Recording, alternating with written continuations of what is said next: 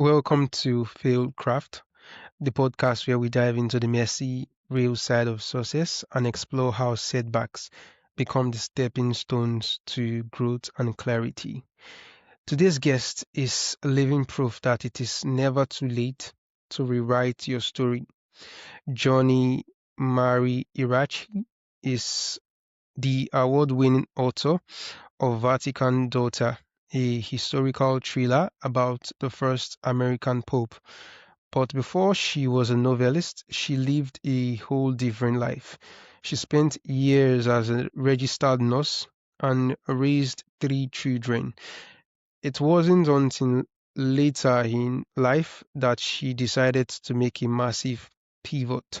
She went back to school, earning a MFA from Columbia University at age 65, where she was the eldest graduate. She's here to talk about the courage it takes to reinvent yourself, the challenges of being an older student, and how she turned a deferred dream into a published reality. So, Johnny, it's a pleasure to have you on the show. Thank you for showing up for the podcast today. Thank you for having me. It's a pleasure. So I was a nurse, but I went to an old-time diploma school. So it was very hands-on nursing back then, as opposed to the bachelor program where they got very little of the hospital training. I got a lot of that. So very hands-on right away from day one. And then I did that. I worked in multiple hospitals in New York City, and then I got married and raised some children. And I always wrote. I always wanted to write. I wrote, kind of bad poetry when I was a teenager, teenage angst and all of that. So I was always had that gift, I think. And so my children were sort of grown up, but still kind of bungee corded to the nest. They could get in and out of the house by themselves. So I went to undergrad first. So I had some college credits, but I went to, I used to get an invitation to Sarah Lawrence College, which was a liberal arts college in close to my home at the time. So I kept getting an invitation and I said, I used to throw it away. But then one day I decided, let me go see what it's about. So I went. I couldn't open the door. So I thought, this is an omen. I can't even open the door. How am I going to go back to school? So somebody opened the door. And I went inside, and there might have been like 100 people in this living room. And it was a very strange scenario because the director of the program came down the stairs and she pointed to me and said, "You need to do this. Come upstairs and talk to me." So I filled out the application right then and there, and I was accepted. It was a writing college. We didn't have to take tests, which was terrific. I'm not a good test taker, but everything was about writing. So in undergrad, I was way older than everybody else. I was told that it was continuing education and there would be adults like me, but there were 20-year-olds and I was in my 50s. So at that time, I discovered a trick. If you laugh at yourself first, it's disarming. So I would make fun of myself, and I didn't know everything, and I would make fun of myself, and then it really worked because they don't know what to do. Like nobody will make fun of you if you're doing it. So I would just do that. So I used humor a lot to get through. Truthfully, I had a great time. I bonded with the kids were away from home for the first time. And, my home was nearby, so they would come for dinner or, I would take them out so we bonded very well. And then, I took, a year off and I got jury duty. So I started my first book at Sarah Lawrence. It was a workshop, and it was very different. And then when I was writing it, and I got jury duty, and it was about a court a court scene, and I really didn't know anything about court. I had never been to court, but I was on a jury, and I was. It's interesting how life works out. So I was on this jury for 3 months. It was federal criminal court in downtown Manhattan, and I learned a lot. I learned how the lawyers spoke and how they spoke to the judge and how the judge addressed them and how they. So I learned a ton, and I ended up ripping up 35 pages of a court scene that I had written based on TV, really. So that was how that book came about. And then I got accepted to Columbia and picked for jury duty on the same day, which was astounding. I never thought I just applied it on a lark. And they accepted me, and I worked on that book while I was there. And I I ended up rewriting the whole thing, and then that got published. So Columbia, I mean, of course, they were older, the students. There were some in their 40s, but I was still. There was one woman who was a year ahead of me who was older than I am, but it was like seeing an alien because everybody was young.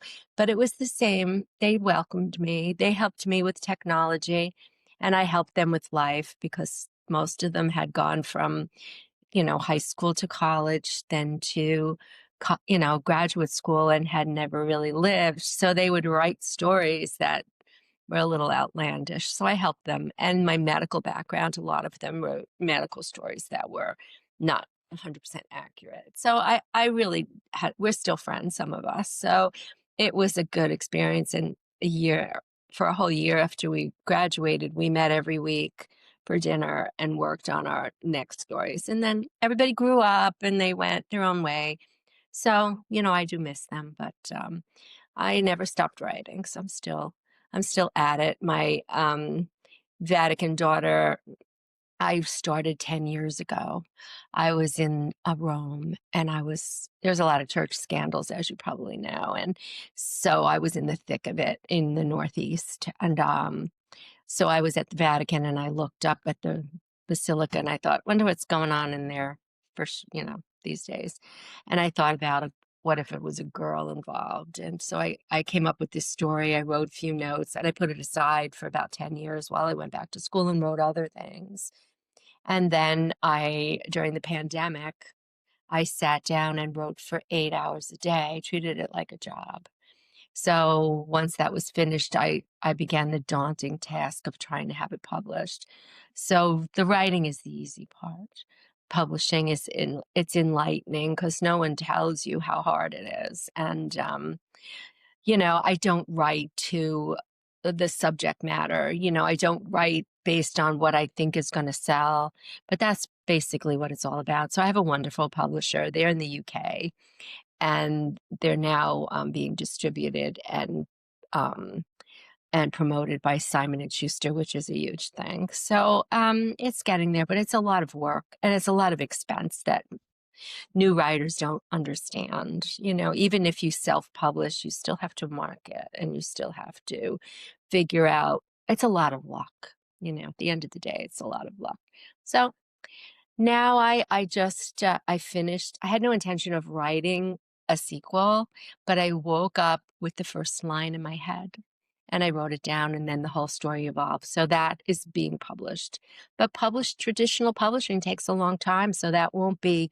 I just submitted it in October, and that'll probably launch in January of 2027. By the time they edit and make a cover and mull it over. That's how long it takes. And then you have to market. So it's expensive. I have a publicist who's wonderful, but it takes time. So, any advice new writers need or want, they can contact me easily on my website, which is my name, Joni Marie Iraci, IRACI.com. And there's a way to contact me, and I'm always happy to hear from All right. writers and readers. So, any questions? Yeah, fantastic. So, what did it feel like for you to first walk into a room full of students, decades younger than you? So, was there a specific moment of doubt or difficulty where you wondered if you had actually made the right choice? Sure. You need to be brave. That's number one. And I- truthfully, I had more trouble with the female professors. They looked at me like I was a bored housewife who had money. Well, trust me, I didn't have that kind of money to plop down for an education that I wasn't going to utilize. And I'm not the type of person that would even venture into a field without being armed with all the credentials I could have. So that's what I needed to do. And I always kept my eye on the ball. It wasn't easy. Um, it was a lot of work, and plus, in addition to that, you had to go home and take care of the household. There was cooking and cleaning and all of that other stuff. So it was a lot. I don't know if I could do it now, but I did it then, and I'm glad I did it when I did. But as far as the kids were concerned, they were really great. I didn't have any issue. Like, once I got cozy and comfortable with them, like, they would come to me for advice, or they would call me up and say, "Oh, can you hang out?" I said, "I'm an old lady. Can't hang out. I have a husband and children and things to do." But I would I was sympathetic towards them. We had a rapport, and I would cook and bring food and things like that. Every college kid is starving. So Yeah. that worked a lot. That worked very well. So yeah, we had a good time.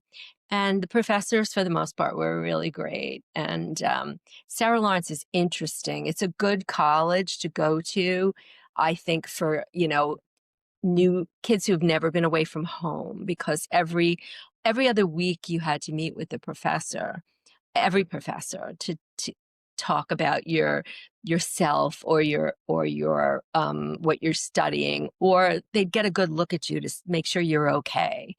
And of course, I was okay already. And so a lot of them would ask me for medical advice, which was interesting. So I had a rapport with them, and I'm still friends with some of them, which is great. I had a really great experience. I learned a lot. Columbia wasn't as warm and fuzzy as Sarah Lawrence. It was, strictly business, but it was still, they don't help you though. The professors, like, they were accomplished writers. Some of them won prizes and Pulitzer prizes, but as far as helping an older student, they wouldn't, as far as helping you with a publisher or helping you with an agent or things like that. So, I had to do it on my own, and I learned a lot. I had to teach myself the process. So they don't teach you that. They teach you supposedly how to write by reading. It was a tremendous amount of reading, 1,200 pages a week. And not everybody did it, because young people don't tend to do what they're told. So but they were good at flubbing it, like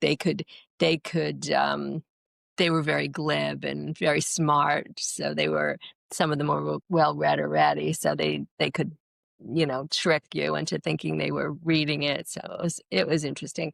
The hardest part, I guess, of undergrad was walking into a classroom and the professor is younger than your son. So that was like really strange.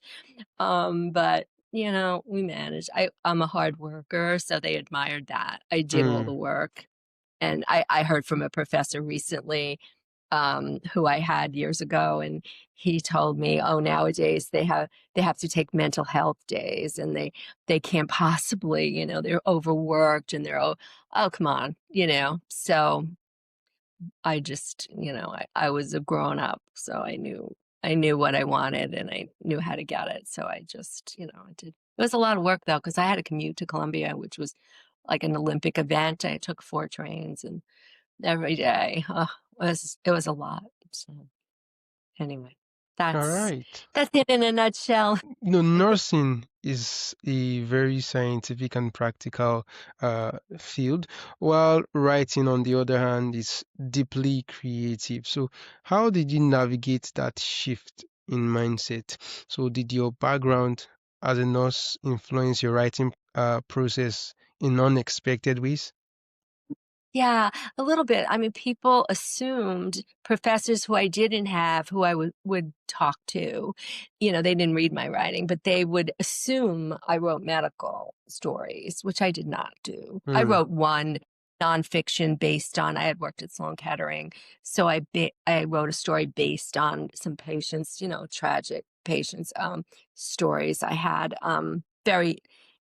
some very interesting patients. One was I think he was a professor of some science, biology or something, and he knew he was dying, and he was donating his body to science, which I was like, oh, it was a very heart-wrenching story. So I would write that. It's not been published; it's still sitting on my computer, but um, people would assume I wrote medical stories, but I managed to get them in. I don't really write a whole story based on a medical thing, but I always have somebody who's sick or dying, and I get that information in there. But as far as writing about, it does help, and it did help other students who were writing medical stories.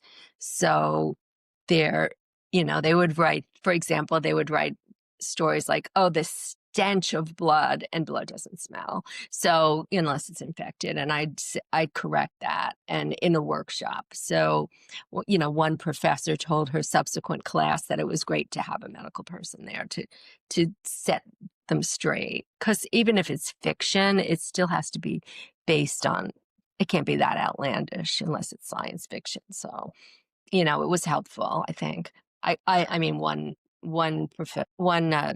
writer, she's a terrific writer. She acknowledged me in her book, and that was really a wonderful thing. That I made an impact on somebody. So, Yeah. you know, it's very rewarding. Yeah. Writing is not so rewarding because unless you're everything's about money, Mm. so unless you're, a bestseller, and I don't know, I think at the end of the day, I think it's luck. I spent a lot of money on marketing, money I don't have, on marketing, and I'm not so sure that it works. I don't know. Everybody's on social media, so I have someone helping me with that because I'm not young and I didn't grow up with that, and it's trying to Mm. navigate the technology is a nightmare. So, Yeah. even formatting and all of that is so time consuming. And, you guys are so good at it because it's like an innate, I grew up with typewriters. So yeah, Yeah. yeah. And, I didn't have a cell phone, and I didn't have, and now it's just, oh my gosh. So when I got to school, I could not figure out how to, um, work the computer. I had to Yeah. learn all Yeah. that. I had to, I could email, that's about it. But as far as formatting and, oh my gosh, it's still a struggle. But Wow. yeah, I know it is, but I'll tell you a trick. As long as my editor doesn't see that, I love my editor. He's great, and I pull out the old lady card, and I'm like, I can't do this. You've got to help me. So, and in fact, the cover of the book, they asked for my input, and they told me to go on AI. Oh my God, go on AI and figure it out. So, if you put in Vatican girl or Vatican daughter on AI, what comes up is some, tourist with a camera, a little girl looking at, the Vatican. And that was just not what my book was about. So yeah, that was a struggle. So I mean, I thought they were all British, and the British are very polite. They're a little, whatever, snooty, but, and so I said, I'm so sorry to be a snarky American, but imagine your grandmother doing this. I'm your grandmother, and I cannot figure this out. So you're going to have to help me. And the editor wrote back and said, I'm from Vermont in the US. So it's fine. We'll figure it out. So that my daughter helped a little bit. She's an artist. So yeah, but these days they want a lot of author input. So you can't just send even no matter who you are, even if you're Dan Brown, you have to work it. He travels all over the world promoting his book. He has a lot of money.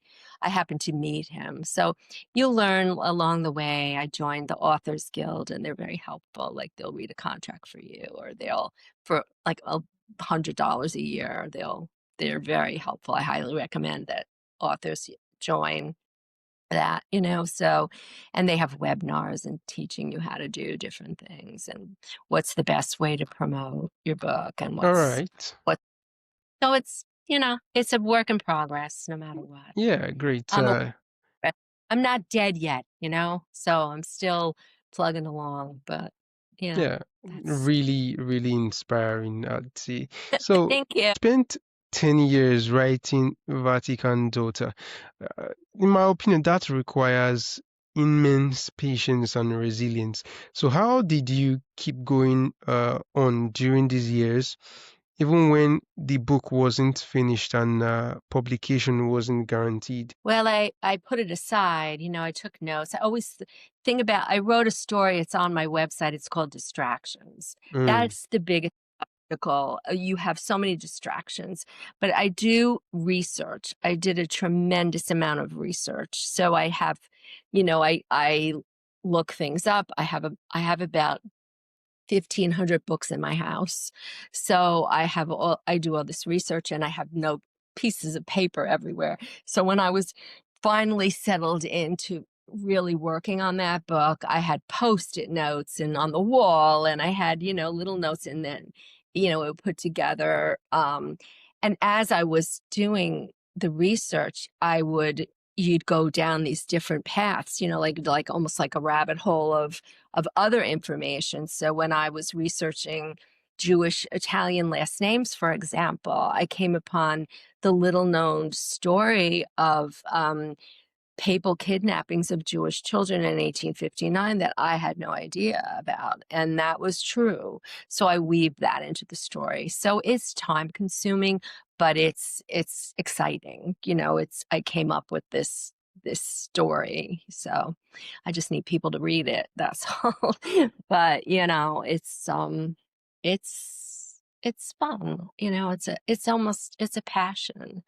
I had an old time professor who was the expert. He was the world authority on Mark Twain. And he told me I had a gift and I better get on it. So I got on it. I did. I took his advice. So, if you don't follow your passion, then what are we here for? So all right. that's, thank you. So, for the listener right now who has a dream but that they've put on hold for decades or maybe for a couple of years, and maybe they think they missed their window or perhaps it's too late to start. So what's the first piece of advice you'd give to them? Well, be brave and do it, because if you don't, then you regret. I mean, if you never pursue anything, if you never pursue your dream, then you'll never get there.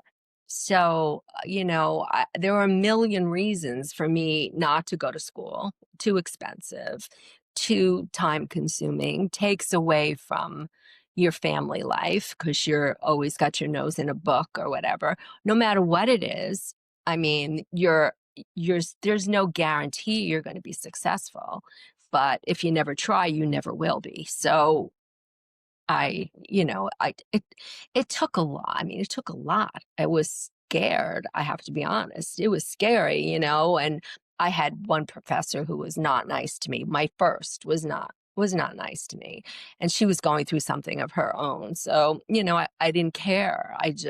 I ignored it, and I just went on my way and did what I needed to do.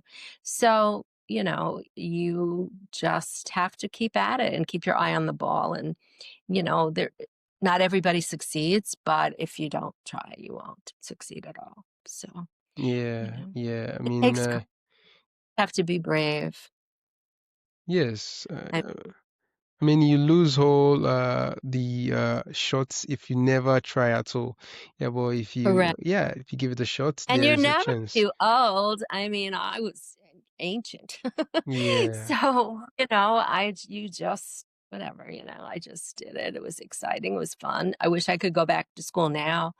But I'm not going to. It's too hard, but yeah. sure. Just go. Just do it, no matter what it is. So after a career in nursing, raising a family, and now becoming an award-winning author, late in your life. So I'd like to know, what does being successful truly mean to you now? Well, I don't think I'm successful. I think I've done things, but I don't know. Like, I just think everything everything in this culture, this society, this world society, global society is all about economics and money. And if you're that's the measure of success, unfortunately. So, the book sold a little bit in the beginning. It sold a fair amount, but now it's kind of stagnating. So I don't know what to do to boost the sale. Maybe the second book will boost the sales. But, I mean, that's people say, "Oh, you're successful." I'm not. I don't think so. I don't think I'm successful. I think I'm maybe brave and I'm, like I've done things that are interesting. Like the former director of the Authors Guild thought I had such an interesting trajectory that I got to go to Dan Brown's house. So Dan Brown, who's prolific writer, who's got all these books, I don't know that he ever won an award, but he made a movie because he's clever. He's very clever, but he has like $178 million, and he won't help anybody. I asked him to help me, like just give me a little blurb, and he wouldn't do it. But, I help everybody. I have young authors who contact me on Facebook or social media, and I help them. I promote their book. I read it. I write a review. What's the harm?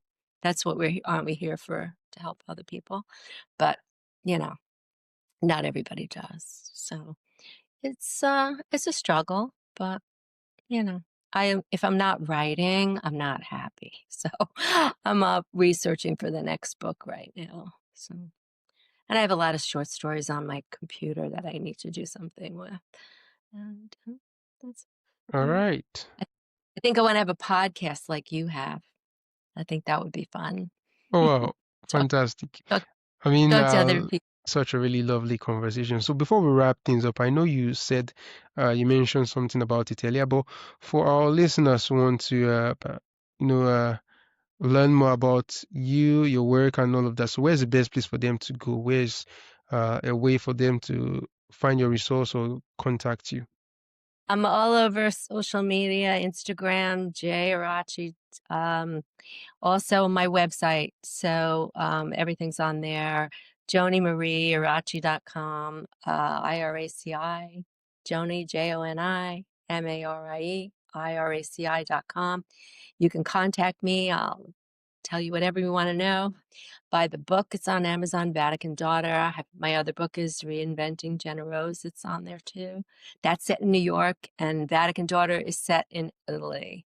So, and it's a scandal and thriller, lots of church scandals. So, and the next one is even more so. So, anyway, that's it.